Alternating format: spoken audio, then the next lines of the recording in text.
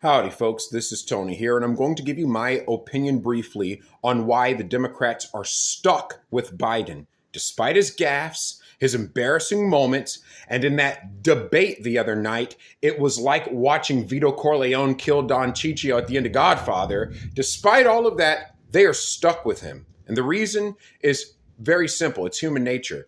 Biden has been in politics for over 50 years. He has been known as a vice president and as a president. Trump is also a familiar quantity because he's known as a president. So when you have Biden v. Trump, you have two known quantities, two people that the people are familiar with, and that's an equalizer. But if you remove Biden out of the equation and they replace him with someone else, now you have an unknown quantity that people are less familiar with, and then people will still be more pulled by that nostalgia of how great America was under Trump, and that's going to give Trump the advantage because the Republicans would look more stable. If you remove the known quantity in Biden and replace with an unknown and untested person, then that looks unstable and that damages the Democrats' national reputation. Now, a lot of you are thinking, please get him out of here and put Gavin Newsom in. The problem with that is Newsom's from California. So say that you remove Joe Biden, right? And that makes Kamala Harris the top of the ticket because she's the current Democratic vice president.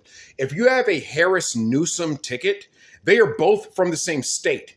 And according to the Constitution, that would remove those electoral votes out of consideration. So that then leaves you with some random government official like Pete Buttigieg or someone like a Cory Booker or possibly someone like Gretchen Whitmer. That gives you someone else who is an unknown quantity that people cannot point to. And so at the next debate, if it's Donald Trump versus Gretchen Whitmer or Donald Trump versus J.B. Pritzker or Donald Trump versus Kamala Harris, either way, that gives Donald Trump the ability to say, I've at least been a president before. What have you done? And then people are going to say, well, that's a really good point. Trump has been president before. This other person has no experience whatsoever.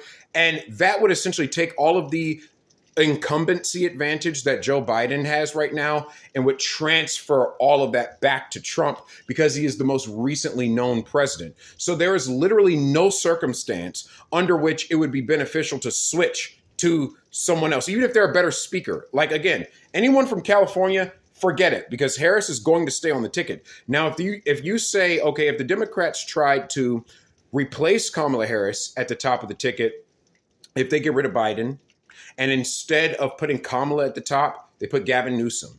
They put Gretchen Whitmer. They put any of these guys.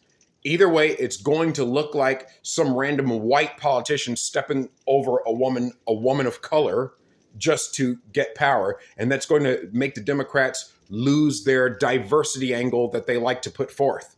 So because of all these reasons, there is literally no strategic advantage to getting rid of Biden from the ballot. I think it's too late in the game. So my personal opinion is, unless the 25th Amendment or a resignation ends Biden's presidency, then it's going to be Trump v. Biden, and that's just what's going to happen. Let me know what you think in the comments below.